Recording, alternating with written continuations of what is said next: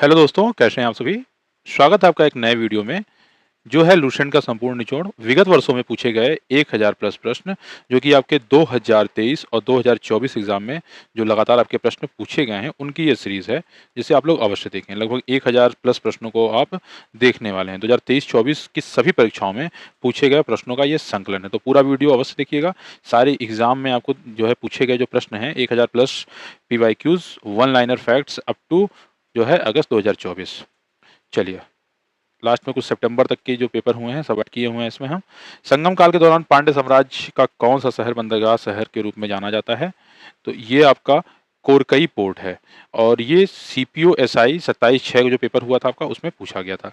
किस मुगल शासक का साम्राज्य सर्वाधिक भूभाग पर विस्तृत था? तो औरंगजेब का था। बृहद कथा कोश के लेखक कौन थे? तो हरिशेन थे। बहमनी साम्राज्य के प्रांतों का प्रशासन किसके द्वारा किया गया? तो तरफदार के द्वारा किया गया है। आगे देखते हैं हम लोग, किस एक्ट अधिनियम के तहत दिल्ली को ब्रिटिश भारत की राजधानी घोषित किया गया? तो मार्ले मिंटो एक्ट 1909। 1724 ईस्वी में निजाम उल मुल्क ने किस स्वतंत्रता राज्य की स्थापना की? तो ये हैदराबाद की। देखिए, किस किस एग्जाम में पूछे गए हैं सामने दिया हुआ है, ये बार बार हम रिपीट नहीं करेंगे, आप लोग देखते चलिएगा। बाकी इंपॉर्टेंट है कि आप लोग तथ्य को जानिए।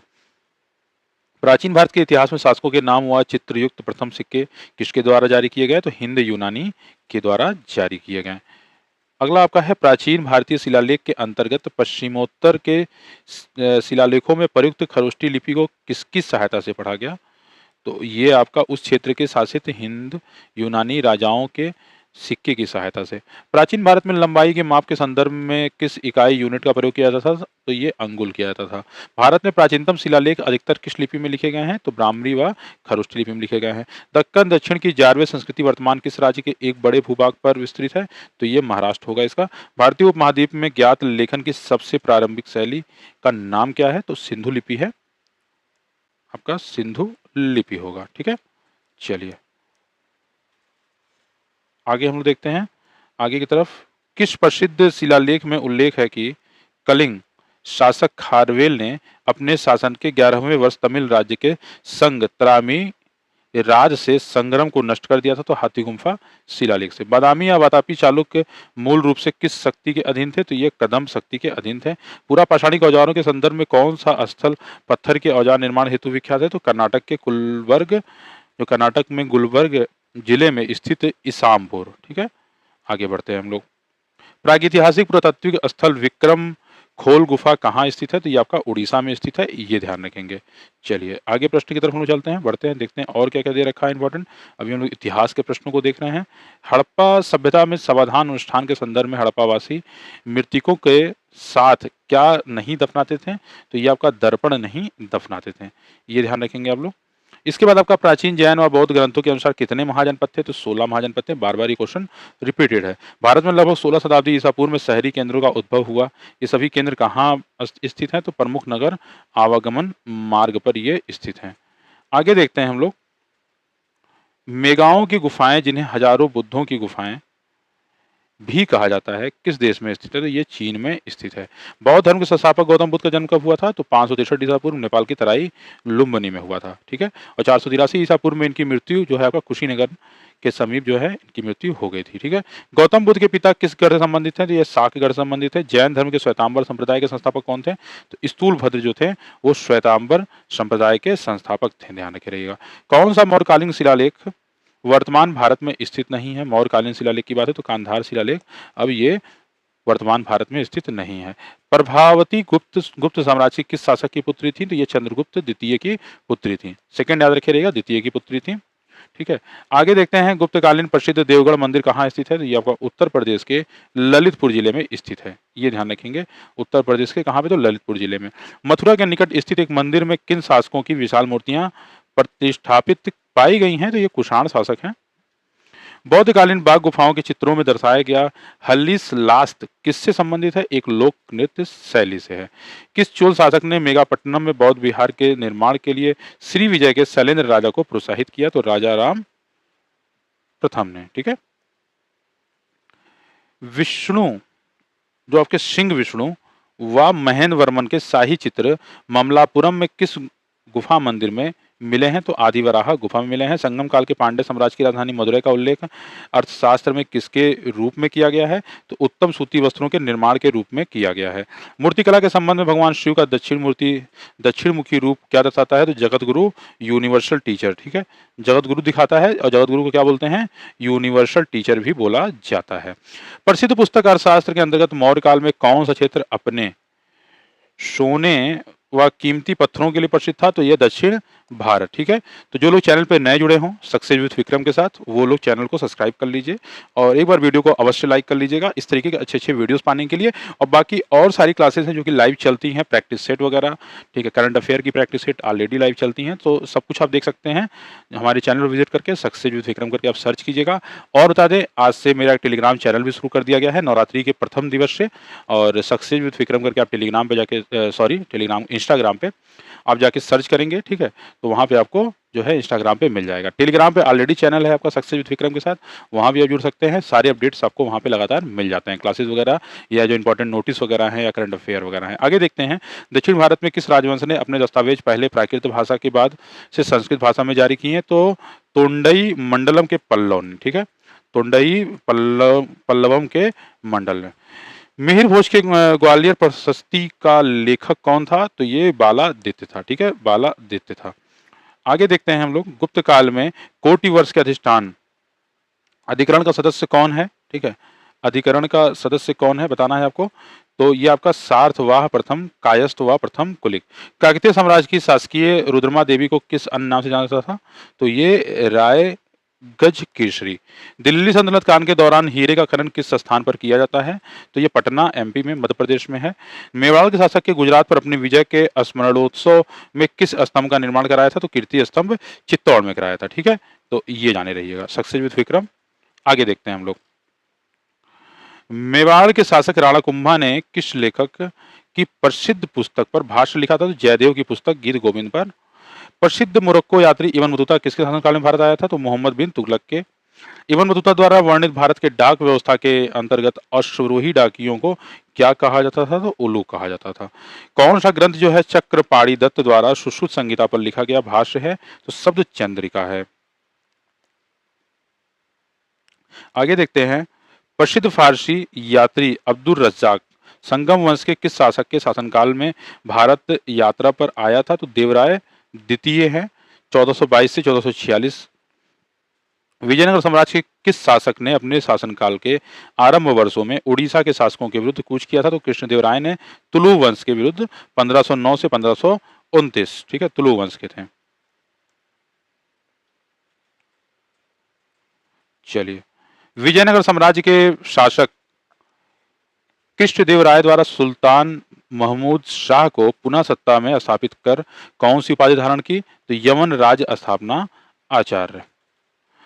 प्रसिद्ध राजनीतिक ग्रंथ आमुक्त मल्याद कृष्णदेव द्वारा किस भाषा में रचित है? तो तेलुगु भाषा में है। सहजनिया संप्रदाय जिसका आरंभ 10वीं से 11वीं शताब्दी में हुआ था, सामान्यतः किससे संबंधित है? आरंभिक भक्ति परंपरा से संबंधित है। मध्यकालीन भारत में मराठाओं के अधीन धारित काश्तकारी अवधि की श्रेणी को क्या कहा जाता था? तो ऊपरी। ऊपरी। मराठा साम्राज्य के संस्थापक कौन थे? तो सभी को पता है, शिवाजी थे। शिवाजी ने बीजापुर के निकट तोरण किले पर कब नियंत्रण स्थापित किया? तो 1645 ईस्वी में। ठीक है, आगे देखते हैं, मराठा प्रशासन में सहदायिकी हक धारक व पदामिहित राजस्व भुगतानकर्ता क्या कहलाते थे? तो राशिदार। राशिदार। 19वीं व 20वीं शताब्दी के सामाजिक सिद्धांतकारों द्वारा औद्योगिकरण, शहरीकरण, धर्म वृक्षीकरण, नौकरशाहीकरण के उद्भव को किसकी कसौटी के रूप में बल दिया गया? तो आधुनिकता की। भारत के ब्रिटिश शासन के तहत भारतीयों के लिए अधिक स्वशासन की मांग करने हेतु बॉम्बे प्रेसिडेंसी एसोसिएशन की स्थापना कब हुई थी? तो 1855 ईस्वी में बंबई में हुई थी। भटियाली लोक संगीत जो अधिकतर मछुआरों द्वारा गाया जाता है किस राज्य से संबंधित है? तो उड़ीसा से है। शकेवा किस स्थान कीरत खंभू राय समुदाय द्वारा मनाया जाने वाला एक धार्मिक त्योहार है? तो सिक्किम। वर्ष 1925 में भारत में महिलाओं की राष्ट्रीय काउंसिलिंग की स्थापना किसके द्वारा की गई थी? तो लेडी मेहरबाई टाटा द्वारा की गई थी। वर्ष 1910 में भारत में महिलाओं की शिक्षा को बढ़ावा देने के उद्देश्य से भारत स्त्री महामंडलम की स्थापना किसके द्वारा की गई थी? तो सरला देवी चौधरानी द्वारा प्रयागराज में। सार्वभौमिक वैश्विक मताधिकार के अभाव में वंचित सामाजिक अनुसूचित श्रेणियों को पर्याप्त प्रतिनिधित्व सुरक्षित करने के साधन के रूप में किस संगठन की स्थापना की गई? तो अखिल भारतीय दलित वर्ग संघ, वर्ष 1930 में। ब्रिटिश भारत में रॉलेट एक्ट कानून कब लागू किया गया? तो 19 मार्च 1919 को। वर्ष 1919 में अमृतसर के जलियांवाला बाग में हो रही जनसभा पर किस ब्रिटिश जनरल ने अंधाधुंध गोलियां चलवाई थी? तो ब्रिगेडियर जनरल रेजिनाल्ड डायर ने। नवंबर 1919 में दिल्ली में हिंदू और मुसलमानों की एक संयुक्त कॉन्फ्रेंस हुई, अखिल भारतीय खिलाफ सम्मेलन इसका नाम था। इस सम्मेलन की अध्यक्षता किसने की थी? तो महात्मा गांधी ने की थी। रॉलेट एक्ट, जलियांवाला बाग हत्याकांड व खिलाफत आंदोलन के उत्तर में गांधी जी ने वर्ष 1920 में कौन सा आंदोलन प्रारंभ किया था? तो असहयोग आंदोलन, 1 अगस्त 1920 से। किस घटना के कारण गांधी जी ने वर्ष 1922 में असहयोग आंदोलन स्थगित कर दिया था? तो गोरखपुर में चौरी चौरा की घटना के कारण से। आगे देखते हैं, किस वायसराय ने ब्रिटिश शासन के दौरान बंगाल विभाजन 1905 किया था? तो लॉर्ड कर्जन ने 1899 से 1905 ईस्वी में, ठीक है, लॉर्ड कर्जन के टाइम में। कौन खुदाई खिदमतगार का संस्थापक था? तो खान अब्दुल गफ्फार खान। बनारस हिंदू विश्वविद्यालय बीएचयू की स्थापना पंडित मदन मोहन मालवीय ने किसके सहयोग से की थी? तो डॉक्टर एनी बेसेंट के। सत्यशोधक समाज के संस्थापक कौन थे? तो ज्योतिबा फूले जी थे। आगे देखते हैं हम लोग, सरोजिनी नायडू ने किस वर्ष भारतीय राष्ट्रीय कांग्रेस के अध्यक्ष के रूप में कार्य किया था? तो वो वर्ष था 1925 का। गांधी इरविन समझौता किस वर्ष हुआ? तो 1931 को हुआ। भारतीय स्वतंत्रता अधिनियम 1947 के लिए विधेयक ब्रिटिश संसद में कब प्रस्तुत हुआ? 4 जुलाई को प्रस्तुत हुआ, 18 जुलाई को यह पारित हुआ था। ठीक है, तो भारतीय स्वतंत्रता अधिनियम 1947 को ब्रिटिश संसद में कब स्वीकृति मिली? तो 18 जुलाई को, और 4 जुलाई को आया था, 18 जुलाई को स्वीकृत भी हो गया, बहुत जल्दी समय में, 14 दिन के अंदर। विश्व का भूगोल, अब वर्ल्ड ज्योग्राफी से कुछ प्रश्नों को देखेंगे। सौर मंडल में किस उपग्रह का वायुमंडल नहीं है? तो आप सभी लोगों को पता है कि किस जो है उपग्रह का वायुमंडल नहीं है, तो बता दें, बुध ग्रह का, मरकरी जिसे बोलते हैं। सौरमंडल के किस ग्रह का कोई भी उपग्रह नहीं है? तो बुध व शुक्र का कोई भी उपग्रह नहीं है। सूर्य की पृथ्वी की दूरी में केवल 2.8 गुना दूरी पर परिक्रमा करने वाला अब तक का सबसे निकटतम बौना ग्रह कौन सा है? तो सिरीश, ठीक है, सिरीश है। आगे देखते हैं, वर्तमान में बृहस्पति के उपग्रहों की संख्या कितनी है? तो ये 94 है। सौरमंडल में किस उपग्रह के वलय, रिंग, बर्फ के पिंड व धूल से बने हैं? तो शनि के, जिसे सैटर्न बोलते हैं। शनि ग्रह पर दिखाई जाने वाले वलयों की संख्या कितनी है? 7 है। वर्तमान में शनि ग्रह के उपग्रहों की संख्या कितनी है? तो 146 है। समान आकार व समान द्रव्यमान के कारण किस ग्रह को पृथ्वी की जुड़वा बहन कहा जाता है? तो शुक्र, जिसे वीनस बोलते हैं। किस रेखा को अंतरराष्ट्रीय तिथि रेखा कहते हैं? तो 180 डिग्री देशांतर रेखा को। ग्रीनविच देशांतर व 180 डिग्री देशांतर के बीच कितने घंटे का अंतर है? तो 24 घंटे का अंतर है। आगे देखेंगे, अंतरराष्ट्रीय तिथि रेखा के पूर्व दिशा की तिथि पश्चिम की तुलना में कितने घंटे पहले की है? तो 24 घंटे पहले की है। कौन सी जल निधि अंतरराष्ट्रीय तिथि रेखा के समांतर स्थित है? तो बेरिंग जल संधि। ध्रुवीय ज्योति औरा ध्रुवीय क्षेत्रों के वायुमंडल में कौन से भाग में दिखाई पड़ती है? तो ऊपरी भाग में, ठीक है, अपर जो पार्ट है वहां दिखाई देती है। उत्तरीय अक्षांशों की ध्रुवीय ज्योति को क्या कहा जाता है? तो सुमेरी ज्योति, जिसे औरा बोरेसाइल्स, ठीक है, बोरेलिसिस कहते हैं, औरोरा। दक्षिण अक्षांशों के ध्रुवीय ज्योति को क्या कहते हैं? तो कुमेरी ज्योति, ठीक है। तो उत्तर की बात आएगा तो सुमेरु होगा, और दक्षिण की बात आएगा तो कुमेरु होगा, ये ध्यान रखे रहेंगे। अधिकांश ध्रुवीय ज्योति पट्टिका में उत्पन्न होती है, उसे क्या कहा जाता है? ध्रुवीय ज्योति पट्टिका कहा जाता है। चलिए आगे देखते हैं अगले प्रश्न की तरफ। पृथ्वी की आंतरिक संरचना, जो पृथ्वी का आंतरिक संरचना है, पृथ्वी की आंतरिक ऊष्मा किसके भीतर समाहित है? तो मेंटल में, ठीक है, मेंटल के भीतर समाहित है। पृथ्वी की आंतरिक संरचना की कुल कितने भागों में बांटा गया है? 3 भागों में, क्रस्ट, मेंटल और कोर, ठीक है। समुद्री जल दिन में 2 बार निश्चित अंतराल पर ऊपर उठता है व नीचे गिरता है, यह प्रक्रिया क्या कहलाती है? ज्वार भाटा, ठीक है, टाइड कहते हैं जिसे, या ज्वार भाटा आप हिंदी में कह सकते हैं। ज्वार भाटा की उत्पत्ति सूर्य व चंद्रमा की किस स्थिति के कारण होता है? तो गुरुत्वाकर्षण शक्ति के कारण होता है। दो ज्वार भाटाओं के बीच कितने घंटों का अंतर होता है? तो 12 घंटे का। भूकंप के संबंध में भूपृष्ठ का वह भाग जो भूकंप के उद्गम केंद्र के ठीक ऊपर होता है क्या कहलाता है? तो अधिकेंद्र या इपी सेंटर उसे कहा जाता है। भूकंप के उद्गम केंद्र के बाहर की कौन सी तरंगे संचरित होती हैं? प्राथमिक तरंगे व द्वितीयक तरंगे। सभी भूकंपीय तरंगों को मुख्यतः किस यंत्र द्वारा रेखांकित किया जाता है? तो जिसे सभी भी जितने भी होते हैं उसे सिस्मोग्राफ। भूपृष्ठ पर सभी स्थानों के लिए कोणीय वेग एक समान रहता है जबकि रैखिक वेग परिवर्तित होता है। रैखिक वेग भूमध्य रेखा पर अधिकतम होता है जबकि ध्रुवों पर यह न्यूनतम होता है। धरातल पर यह विशिष्ट स्थल रूप जो अपने आसपास के स्थल से पर्याप्त ऊंचा होता है तथा शीर्ष भाग चौड़ा होता है क्या कहलाता है? तो पठार कहलाता है, प्लेट्यू कहते हैं जिसे। ठीक है, आगे देखेंगे अबीसी निचाई पठार कहाँ स्थित है?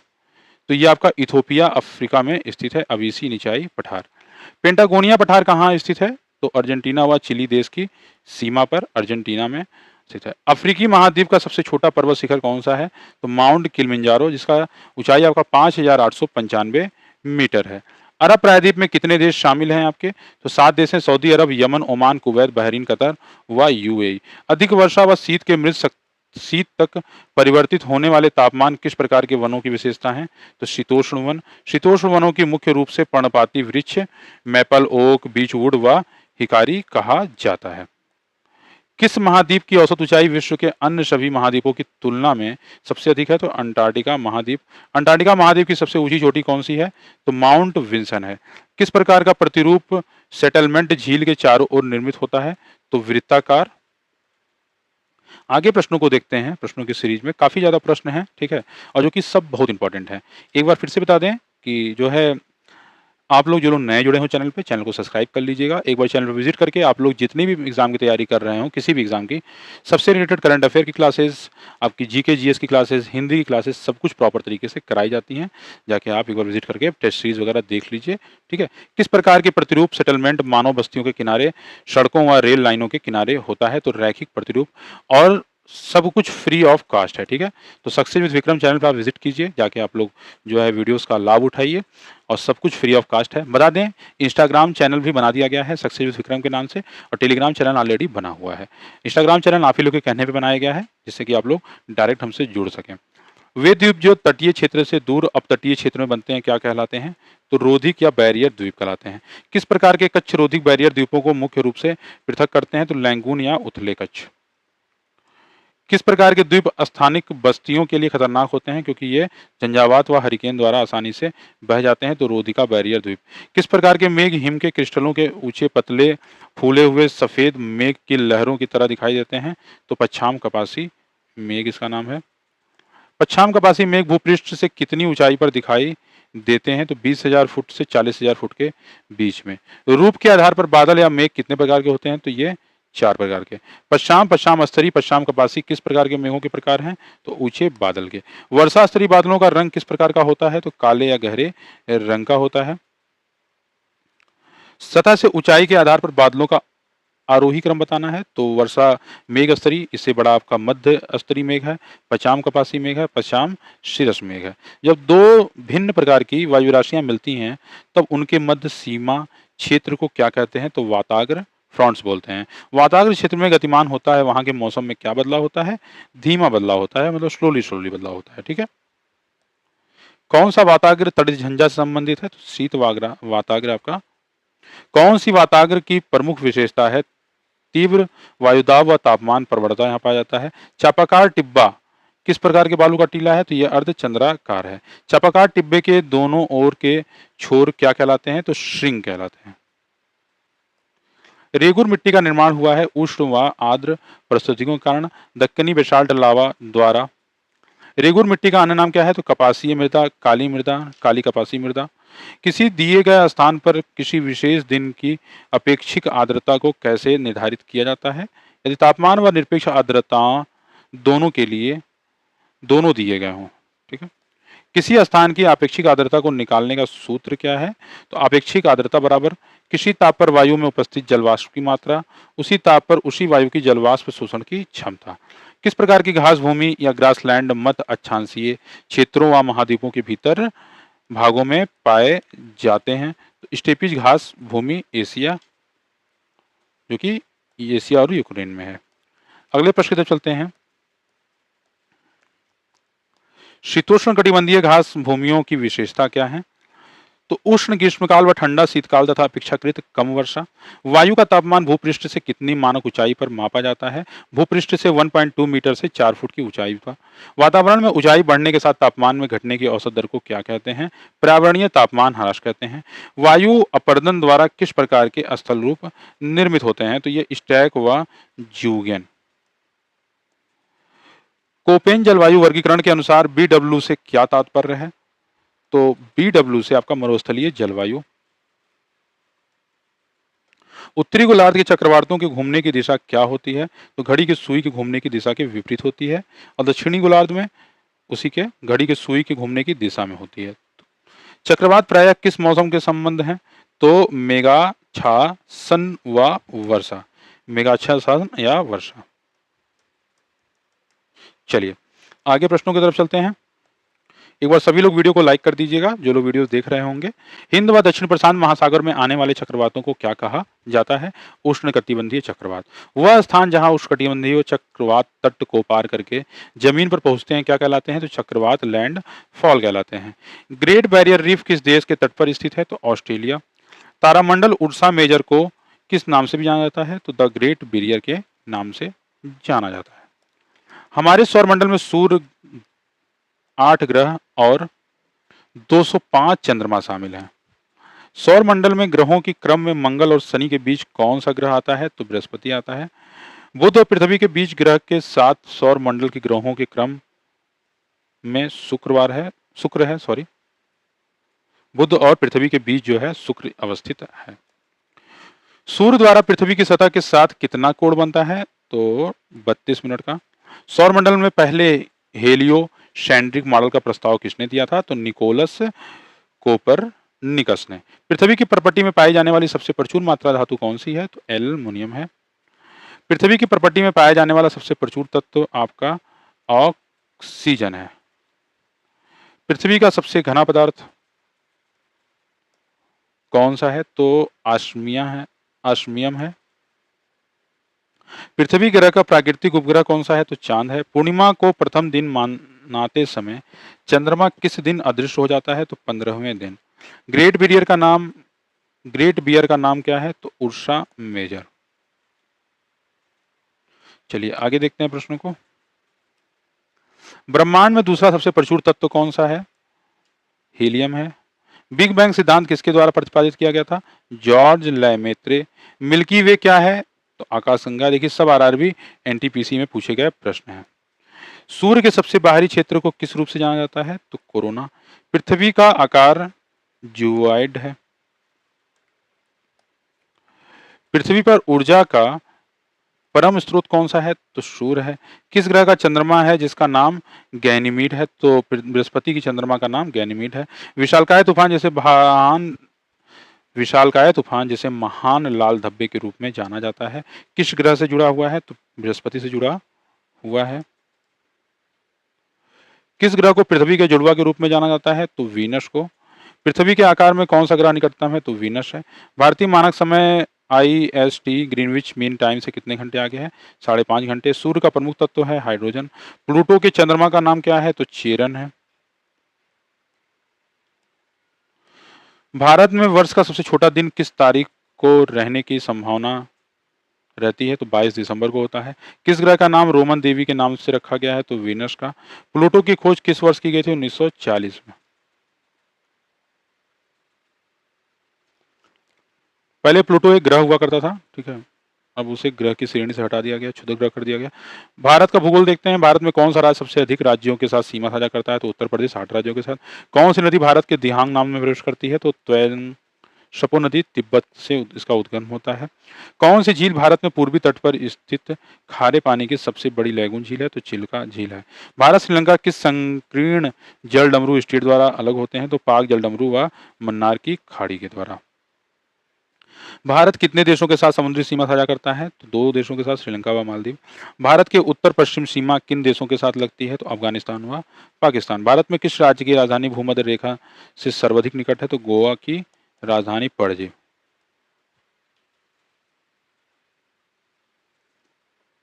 भारत कितने देशों के साथ अपनी स्थलीय सीमा साझा करता है? 7 देशों के साथ। कौन सा दर्रा भारतीय हिमालयी क्षेत्र में स्थित है? तो जोजिला, सिपकला व लिपुलेख दर्रा। कुबड़ की आकृति वाले बैलाडीला की पहाड़ियां किस राज्य में स्थित हैं? तो छत्तीसगढ़ में है। किस प्रकार की नदी में एक यू आकार का मोड़ होता है? नदी विसर्ग में। दक्षिण भारत की सबसे ऊंची चोटी कौन सी है? अनाईमुडी। ऊंचाई 2695 मीटर है।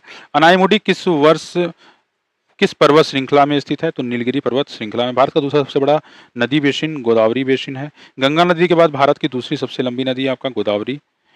जिन मृदाओं में सोडियम व कैल्शियम की मात्राएं अधिक होती हैं वे क्षारीय मृदाएं कहलाते हैं। क्षारीय मृदाओं का पीएच मान 7 से अधिक होता है। लैटराइट मिट्टी का निर्माण होता है उष्णकटिबंधीय वर्षा के कारण, तीव्र निक्षालन के कारण। लैटराइट मिट्टी मुख्यतः किन क्षेत्रों में विकसित होती है? तो उच्च ताप व भारी वर्षा वाले क्षेत्रों में। भारत की जो जनगणना 2011 के अनुसार भारत के अधिकांश लोग किस राज्य के से अन्य राज्यों में प्रवास किए हैं? ठीक है, आउट माइग्रेट थे। तो उत्तर प्रदेश एवं बिहार से लोग अन्य राज्यों में ज्यादा माइग्रेट किए हैं।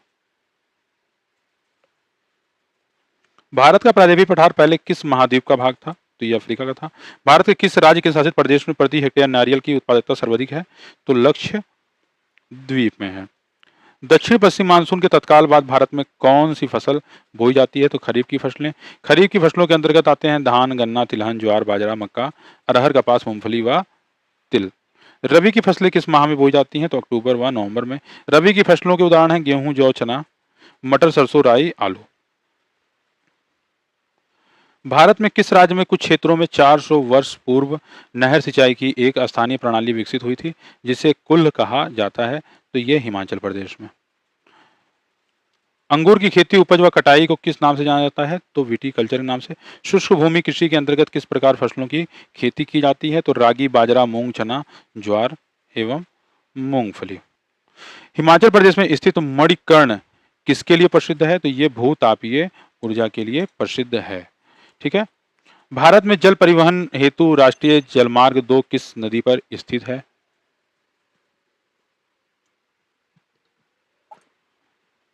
तो ये आपका ब्रह्मपुत्र नदी पर अवस्थित है। राष्ट्रीय जलमार्ग 2 कहां से कहां तक है? सादिया से धुबरी तक, लंबाई 891 किलोमीटर। किस बंदरगाह को अरब सागर की रानी के नाम से जाना जाता है? तो कोच्चि बंदरगाह केरल को। कौन सा बंदरगाह कच्छ गुजरात में स्थित है? तो कांडला बंदरगाह, दीनदयाल उपाध्याय पोर्ट। कौन सी जनजाति हिमाचल प्रदेश से संबंधित है? तो गद्दी जनजाति। कौन सी जनजाति अंडमान निकोबार में निवास करती है? तो जारवा, सेंटलीज, सोमपेन। झारखंड राज्य की प्रमुख जनजातियां हैं मुंडा, संथाल, गोंड, असुर व कोरवा। सिंधु नदी की सबसे बड़ी सहायक नदी कौन सी है? सिंधु नदी की सबसे बड़ी सहायक नदी कौन सी है? तो चिनाब नदी है। भारत की सबसे बड़ी प्रायद्वीपीय नदी कौन सी है? तो गोदावरी नदी है। तापी नदी का बेसिन महाराष्ट्र राज्य में फैला हुआ है। पश्चिमी घाट से निकलने वाली नदी मांडवी नदी है। इंद्रावती नदी गोदावरी नदी की एक सहायक नदी है। बराक नदी की सहायक नदियां सोनाई, लोंगई, जीरी हैं। मूसी नदी किसकी सहायक नदी है? तो कृष्णा की है। कौन सी नदी जबलपुर के निकट धुआंधार जलप्रपात का निर्माण करती है? तो नर्मदा नदी। ताप्ती नदी का उद्गम स्थल कहां पे है? सतपुड़ा। कौन सी नदी अंडमान और निकोबार द्वीप समूह में बहती है? तो कलपोंग नदी। कावेरी नदी का उद्गम कहां से होता है? तो ब्रह्मागिरी पहाड़ियों से। सियाचिन ग्लेशियर से पिघलने से बना पानी किस नदी का प्रमुख स्रोत है? तो नुब्रा। कौन सी नदी महाबालेश्वर से निकलती है? कृष्णा नदी। कावेरी जल विवाद किन 2 राज्यों के बीच है? कर्नाटक व तमिलनाडु के बीच है। यमुना नदी किस स्थान पर गंगा में मिलती है? तो प्रयागराज में। कौन सी दक्षिण नदी घाटी क्षेत्रफल की दृष्टि से सबसे बड़ी है? तो महानदी। गंगा नदी किस नदी से होकर बहती है? तो भारत और बांग्लादेश। भारत की कौन सी नदी सबसे चौड़ी है? तो ब्रह्मपुत्र नदी। बेतवा नदी किन पहाड़ियों से निकलती है? तो विंध्यन पहाड़ियों से निकलती है।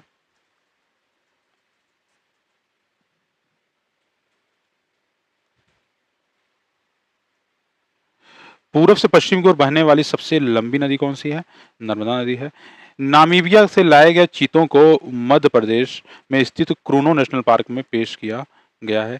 सिंगालीला राष्ट्रीय उद्यान भारत के किस राज्य में स्थित है? तो पश्चिम बंगाल में। केबुल लामजाओ राष्ट्रीय उद्यान भारत का एकमात्र तैरता हुआ राष्ट्रीय उद्यान है। यह मणिपुर राज्य में स्थित है। भद्रा वन्यजीव अभ्यारण्य किस राज्य में स्थित है? तो ये कर्नाटक में है। भारत में प्रोजेक्ट टाइगर किस वर्ष शुरू किया गया था? 1973 में। बुक्सा टाइगर रिजर्व किस राज्य में स्थित है? तो पश्चिम बंगाल में है। बांदीपुर राष्ट्रीय उद्यान किस राज्य में है? तो ये आपका कर्नाटक राज्य में अवस्थित है। पहला भारतीय रिजर्व वन कौन सा है? सतपुड़ा राष्ट्रीय उद्यान। नंदा देवी बायोस्फीयर रिजर्व किस राज्य में स्थित है? तो उत्तराखंड में। राजाजी राष्ट्रीय पार्क किसका एक प्राकृतिक आवास है? तो एशियाई हाथी का। किस राज्य में बार बार नामापार वन्यजीव अभ्यारण्य स्थित है? तो छत्तीसगढ़ में। किस राज्य में गहीर माता समुद्री अभ्यारण्य स्थित है? तो आपका उड़ीसा में है। पेंच टाइगर रिजर्व किस राज्य में स्थित है? तो मध्य प्रदेश में है। पलामू टाइगर रिजर्व किस राज्य में स्थित है? तो झारखंड में अवस्थित है। इराविकुलम राष्ट्रीय उद्यान किस राज्य में स्थित है? तो आपका केरल में। केवलादेव राष्ट्रीय उद्यान आपका राजस्थान में। सुंदरबन टाइगर रिजर्व आपका पश्चिम बंगाल में। दाचिगम राष्ट्रीय उद्यान आपका जम्मू कश्मीर में। दुधवा टाइगर रिजर्व जो है आपका उत्तर प्रदेश में। गंडक सिंचाई परियोजना किन प्रदेशों का एक संयुक्त प्रयास है? तो उत्तर प्रदेश एवं बिहार। उकाई बांध का निर्माण किस नदी पर किया गया? तापी नदी पर। उकाई बांध कौन से राज्य में स्थित है? तो गुजरात में। हीराकुंड बांध किस नदी पर बनाया गया है? तो महानदी पे बनाया गया है। स्वतंत्र भारत का पहला नदी बांध किस नदी पर बनाया गया? तो दामोदर नदी पर। इंदिरा गांधी सागर बांध किस नदी पर बना है? तो नर्मदा नदी पे। रिहन नदी घाटी परियोजना किस राज्य में स्थित है? तो उत्तर प्रदेश में। भारत का सबसे ऊंचा बांध कौन सा है? तो टिहरी बांध है। बाण सागर बांध किस राज्य में स्थित है? तो मध्य प्रदेश में स्थित है। भारत का सबसे पुराना बांध कौन सा है? तो ग्रैंड एनीकुट कल्लनाई। कोयना बांध किस राज्य में स्थित है? तो महाराष्ट्र में। राता पानी बांध किस जिले में स्थित है? तो रायसेन जिला में। गोविंद सागर बांध किस राज्य में स्थित है? तो हिमाचल प्रदेश में। जवाहर सागर जल विद्युत परियोजना किस नदी पर स्थित है? तो चंबल नदी पर स्थित है। मुल्ला पेरियार बांध किस राज्य में स्थित है? तो आपका केरल में ये अवस्थित है। आगे प्रश्नों को देखते हैं। जवाहर सागर बांध किस जिले में स्थित है? तो जवाहर सागर बांध आपका कोटा बूंदी में। किस नदी पर उत्त्यासु जल विद्युत परियोजना स्थित है? अलकनंदा पर। राणा प्रताप सागर परियोजना किस नदी पर स्थित है? चंबल में है। टेहरी बांध की ऊंचाई कितनी है? तो 260 मीटर है। बसवा सागर बांध किस राज्य में स्थित है? तो आपका ये कर्नाटक में। पोलावरम परियोजना किस नदी पर स्थित है? तो गोदावरी में। दुनिया का सबसे बड़ा तैरता सौर ऊर्जा पावर प्रोजेक्ट किस बांध पर स्थित है? तो ओमकारेश्वर में। ओमकारेश्वर बांध किस राज्य में स्थित है? तो मध्य प्रदेश में। शिवराय पहाड़ियां और जावादी पहाड़ियां पूर्वी घाट के दक्षिण पूर्व में स्थित है। मेघालय किन पहाड़ियों में सबसे अधिक वर्षा होती है? खासी पहाड़ियों में। अंडमान निकोबार द्वीप समूह की सबसे ऊंची चोटी कौन सी है? सैडल है। पश्चिमी घाटों की स्थानीय रूप से महाराष्ट्र में सह्याद्री के रूप में जाना जाता है। धूपगढ़ चोटी भारत के किस राज्य में सबसे ऊंची चोटी है? तो मध्य प्रदेश में। कलसुबाई चोटी किस भारतीय राज्य में स्थित है? तो महाराष्ट्र में अवस्थित है। तमिलनाडु की सबसे ऊंची चोटी कौन सी है? तो डोडा बेट्टा है। हिमालय की कंचनजंगा चोटी की ऊंचाई कितनी है? तो 8,598 मीटर है। धीनोधर पहाड़ियां किस भारतीय राज्य केंद्र शासित प्रदेश में स्थित है? तो गुजरात में। अरावली पहाड़ी की सबसे ऊंची चोटी कौन सी है? तो गुरु शिखर है। अरावली पहाड़ियों की सबसे छोटी चोटी कौन सी है? 1722 मीटर की है। देवमाली किस राज्य में सबसे ऊंची चोटी है? तो उड़ीसा में है। कौन सा पर्वत भारत में और नेपाल के बीच स्थित है? तो कंचनजंगा। अन्नपूर्णा चोटी किस हिमालय क्षेत्र में संबंधित है? तो नेपाल से। सतलुज और काली नदी के बीच के हिमालय के हिस्से को क्या कहते हैं? तो Kumaon Himalaya. Mount Abu hill station का किस पर्वत श्रेणी में स्थित है? माउंट आबू हिल स्टेशन आपका अरावली पर्वत श्रेणी में अवस्थित है।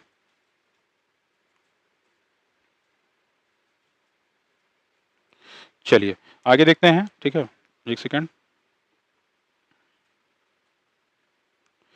किस राज्य में अबोर पहाड़ियां स्थित है? अरुणाचल प्रदेश में। किस हिल स्टेशन में सतपुड़ा की रानी के नाम से जाना जाता है? पंचमढ़ी। हिमालय पर्वत की सुदूर उत्तर पर्वतमाला को किस नाम से जाना जाता है?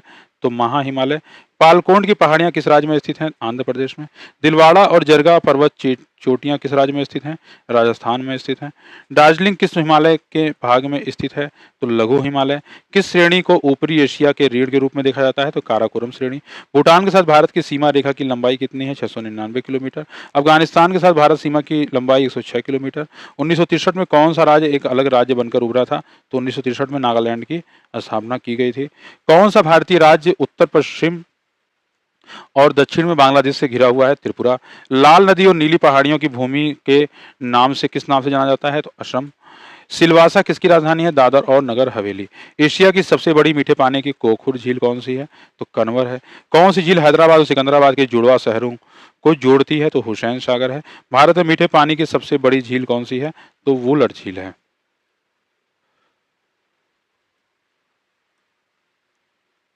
वुलर झील है। कौन सी झील आंध्र प्रदेश और तमिलनाडु की सीमा पर स्थित है? तो पुलिकट है। किस झील को भारत में एकमात्र फ्लोटिंग आइसलैंड के रूप में जाना जाता है? लोकटक झील को। एशिया की सबसे बड़ी खारे पानी की झील चिल्का झील उड़ीसा में अवस्थित है। सामर झील जो है आपका राजस्थान में अवस्थित है। सामर साल्ट लेक किस राज्य में स्थित है? तो राजस्थान में है। रेणुका झील किस राज्य में स्थित है? तो हिमाचल प्रदेश में है। कोलेरू झील आंध्र प्रदेश में। लोनार झील जो है आपका महाराष्ट्र में।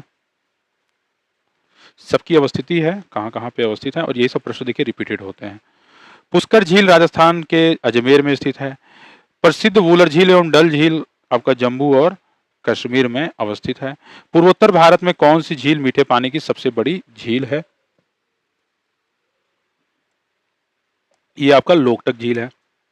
सूरजकुंड झील किस राज्य में स्थित है? तो हरियाणा में स्थित है। लोकटक झील किस राज्य में स्थित है आपका? तो ये आपका मणिपुर में स्थित है। सूर्यधार झील किस राज्य में स्थित है? तो उत्तराखंड में है। एशिया की दूसरी सबसे बड़ी कृत्रिम झील आपका राजस्थान के डेवर जिले में। विश्व का एकमात्र तैरता डाकघर किस जिले में स्थित है? तो डल झील में। भारतवर्ष में खारे पानी की सबसे बड़ी झील कौन सी है? चिल्का झील है। सिंथेटिक उर्वरकों की अत्यधिक उपयोग से होता है मृदा का क्षरण। कौन सा तिलहन रबी फसल और खरीफ फसल दोनों के रूप में जाना जाता है? अरंडी का बीज। भारत में अरेबिका कॉफी किस राज्य में उगाई जाती है? तो कर्नाटक में।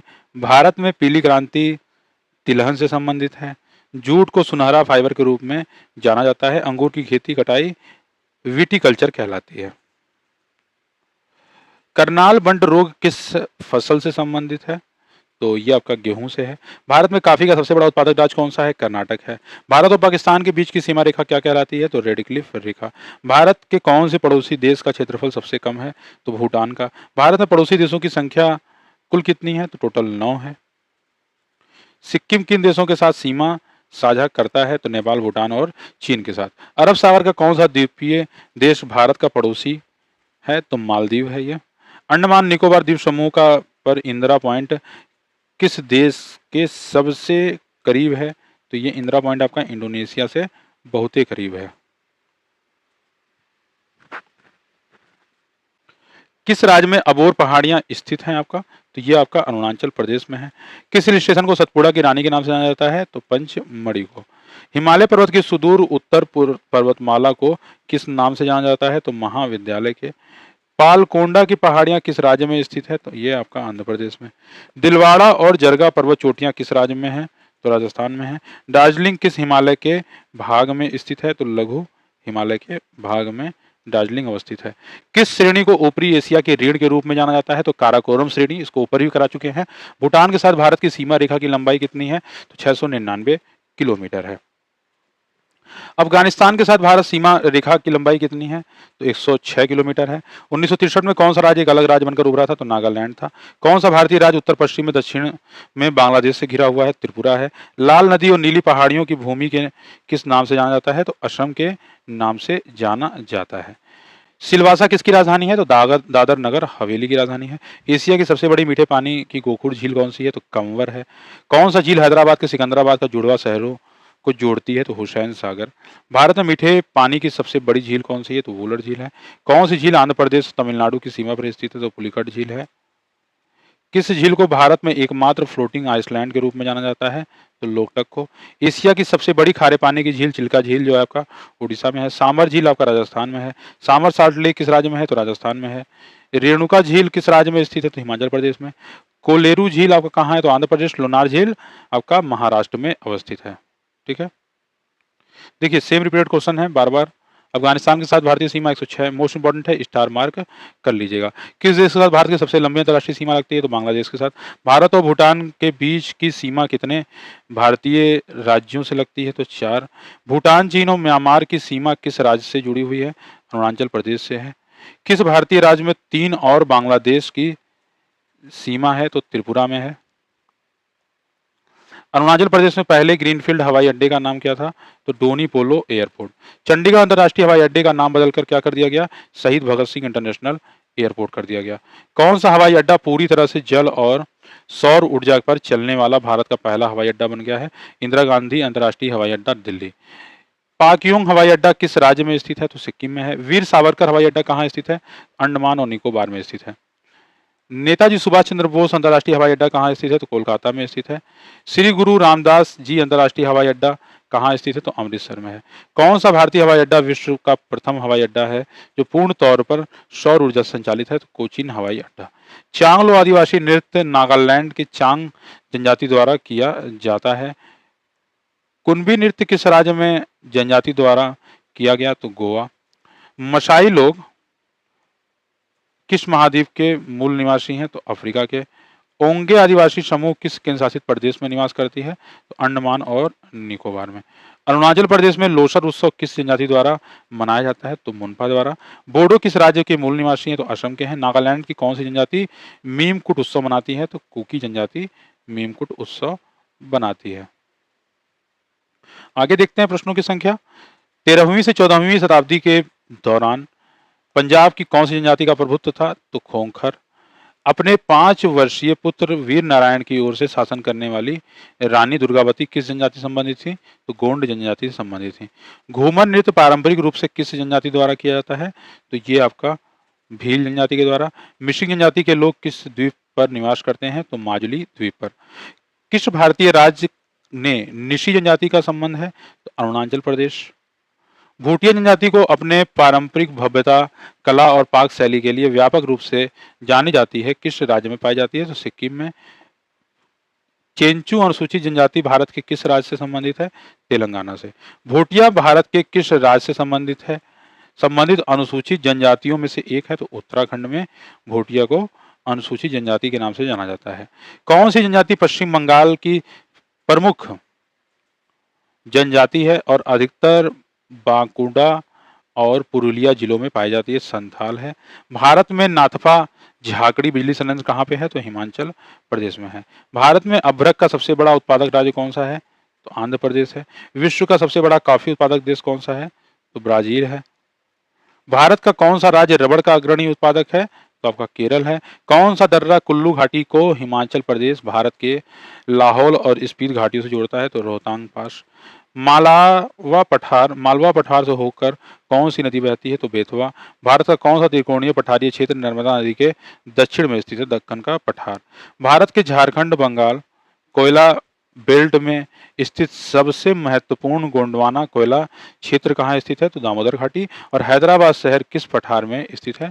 तो ये आपका दक्कन के पठार में। ठीक है, तो ये थी आज की क्लास जो कि इंपॉर्टेंट थी, जो कि लगभग 1000 प्लस प्रश्नों की सीरीज थी, जो कि विगत वर्षों में लगातार पूछी गई है और जिसे जानना जरूरी था। और ये हाल फिलहाल 2023-24 में जो एग्जाम हुए थे उन पे ज़्यादा आधारित थी। ठीक है, फिर इसी तरीके के अपडेट्स के लिए आप लोग चैनल को सब्सक्राइब कर लीजिए, वीडियो को लाइक कर लीजिए, अपने दोस्तों के साथ शेयर भी कर लीजिए। ऐसे अच्छे अपडेट्स, नए अपडेट्स मेरे द्वारा लगातार कराए जाते हैं, अच्छे वीडियोज़ लाए जाते हैं, जीके के हो गए, करंट अफेयर के हो गए, या जो भी आपके सुर्खियों में मुद्दे हैं उनके ऊपर। चलिए फिर मिलते हैं नेक्स्ट क्लास में, तब तक के लिए बहुत बहुत धन्यवाद।